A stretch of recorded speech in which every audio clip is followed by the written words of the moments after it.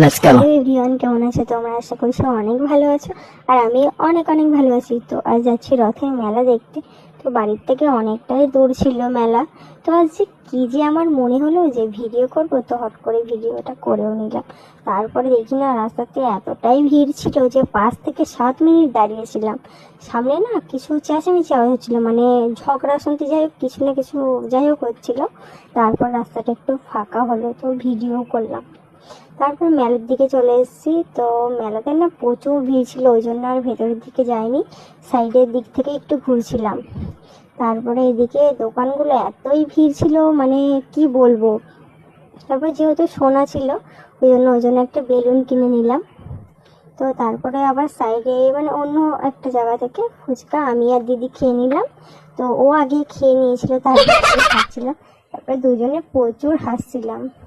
তারপর একটা দোকান থেকে সবাই মিলে পকোড়া খেয়ে নিলাম। আর সোনা এদিকে আমার ফোনটা কাটছিল। তারপর আবারও চলে এলাম বাড়ির দিকে। তো মানে আমার যে আজকে কী যে মনে হলো, হট করে ভিডিও করলাম। তারপর পাম্পেতে তেল ভরতে এসেছিলাম, গাড়িতে তেল কম ছিল। তারপর নেমে একটা আইসক্রিম খেয়ে নিলাম, গরম প্রচুর লাগছিল। তবে এই যে দিদি আর আমি একটু ঢং করছি। তারপরে আবারও বাড়ির দিকে যাচ্ছি। তো চলো দেখতে থাকো। বেদনার কলি তুমি দাও ভালোবেসে বধু ফুল তো ফোটানো। বাড়ির দিকে প্রায় চলেই এসেছি, মানে বাজারের দিকে, কারণ আমাদের বাড়ি থেকে বাজারটা অনেকটাই দূর, অনেকটা নয় তবে ভালোই দূর। তো এই যে বাজারে চলে এসেছি, কিছুদিন পরে খাইনি, সোজা বাড়ি নিয়ে চলে গেছিলাম।